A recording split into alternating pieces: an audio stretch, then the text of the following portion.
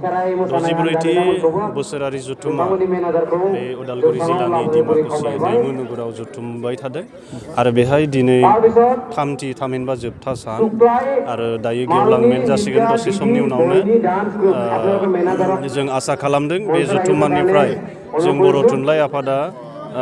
जोङो माखासे गोदान मावथांखि लानानै खामानि मावनायनि खाबुखौ मोनगोन आरो आसाम सरकारा आरो जोंनि काउन्सिल सरकाराबो जोंनि बर' थुनलाइ आफादनि जि माखासे सिगांनि दाबिफोर दङ जोंनि माखासे जेंनाफोर दङ बेखौ सुस्रांनायनि बेलायाव बिथांमोना खामानि मावगोन होननानै जों मिजिंथिदों। मैया बिटिआरनि चिफ मानाव गेदेर प्रमद बर' बिथाङा थान्दै जथुमाव नुजाफैनानै फैबाय थानाय 5 बोसोरनि थाखाय बोसोरफ्रोमबो बर' थुनलाइ आफादनि बायदिसिना खामानि मावनायनि थाखाय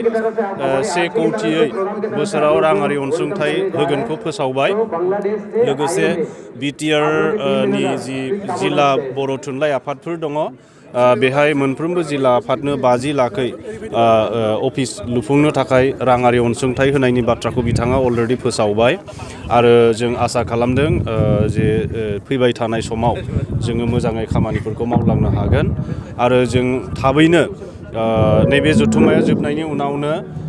बिटिआर गभर्नमेन्टजों जोङो बर' बिजोंनि जेंनाफोरखौ सुस्रांनायनि थाखाय जोङो सावरायनाय बाथ्राखौ जों फोरमायदों आरो बिटिआरनि चिफ बिथाङा जोंखौ थाबैनो मावख'आरि सावरायनायनि थाखाय अफिसियेल डिसकासननि थाखाय जोंखौ